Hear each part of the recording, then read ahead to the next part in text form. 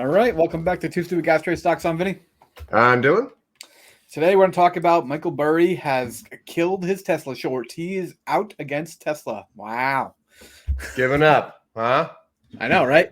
It's been a major headline for the last 6 months, basically, since he opened this trade, or 9 months. But yeah, so with that, If you like this kind of entertaining stock market content, where there's two stupid guys who don't really know anything, so give us a like and subscribe.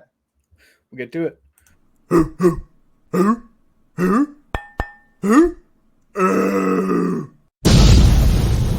Two stupid guys trade stocks. All right. So actually, I didn't include it here, but there's the headline basically pretty short. Big short investor Burry says he's no longer betting against Tesla. This was communicated through a private email that he sent to CNBC. CNBC had reached out to him about this, and he responded to them and said that he is no longer betting against Tesla, that he has closed his position. So we don't have to wait till the 13F to do that. That's kind of nice. We don't. Yeah, we still got another month or so before we get his 13F filing, but we found out early because he told CNBC. I tried to find the actual email because frankly, if I found his email, I would have sent him an email and said like, hey, you really want to come on this YouTube channel, okay? Yeah, I agree. That would be the best possible thing for his career. Yeah, right. Jumpstart. So this is 1 year stock chart of Tesla. Pretty solid. What do you think of it since May here? Basically, we call this like a power stock, just like cruising along, just churning up. Yeah, it's definitely doesn't bode well that on Friday I just took 100% of my account and shorted Tesla. No, I'm just kidding. That'd be really bad though. Yeah, it's really grinding higher. Definitely not ideal. It does look like it's on not a lot of volume though, so that helps a little bit. That's true. Yeah, I actually had a bearish bet. I'm going to talk about that in this video too on Tesla, which did not work out well.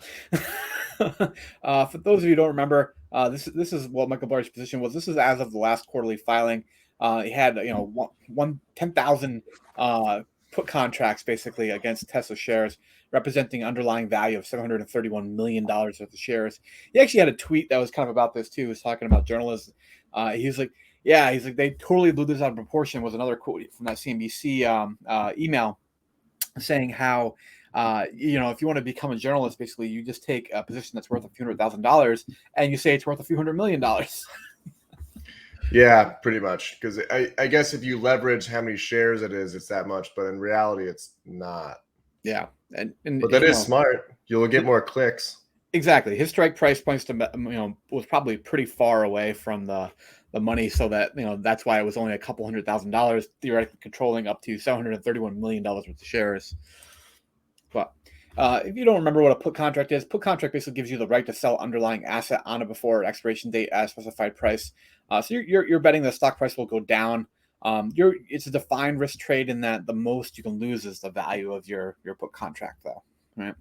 So you can very asymmetric. You can put up a little bit of money and potentially have very, very large gains, which is what Burry's basically saying. He's like, this was a trade. This wasn't actually a kind of major push of position for his account. So he initiated the position back here in the first quarter of 2021, added to it throughout the second quarter of 2021, and now we know he's out as of just about here, right about the end of this chart is when he finally sent that email to CNBC. Like I said, we still don't have the quarterly filings to back it up, but it'd be unusual for him to lie about something like that publicly. He could be out before that though, because that's just when they asked him. Exactly. Yeah. So he could have left after that big uptick after he added. Yeah. Anywhere in this time period is when he could have left. Because I would assume he would have left at break even. Maybe from when he started the position. So yeah, it's hard to know. I mean, I don't know exactly what it is. There's so much unknown with this trade though, but I mean, it's interesting. I definitely get the valuation play here that seems out of sorts. And you see like how high the implied volatility is for some of these stocks, particularly like Tesla. So I get it. I try to take advantage of a little bit of a Tesla trade this week too. Or a couple weeks ago. This is in our Stim challenge. I sold the open at 800 call, bought the open 805 as insurance. So this is a call credit spread. It's a bearish bet. Basically, I'm betting that Tesla would have stood below $800 before October 15th. That didn't happen if you saw that. It closed on Friday at like almost 840. 840? Yeah. I might buy a put or two. That's real high, man. I know. That's what but it's funny though. But like, if you want to pull up the chart, we'll look at the chart real quick because, like, to me, it looked like it was like a bull flag kind of configuration. So I don't know why the hell I bet against it on a valuation standpoint at that point. From a technical standpoint, I thought it was going to go up, and it did. I don't know what I was thinking. You can't short-term trade valuations. That makes no sense. But anyways, I collected 218 in premium. I had to close it for 360 on Wednesday. Fortunately, I closed it a little bit early. Otherwise, I would have lost another $140. So I was able to, get out of this trade with about $142 loss, which, unfortunate, but yeah, that's the games you play.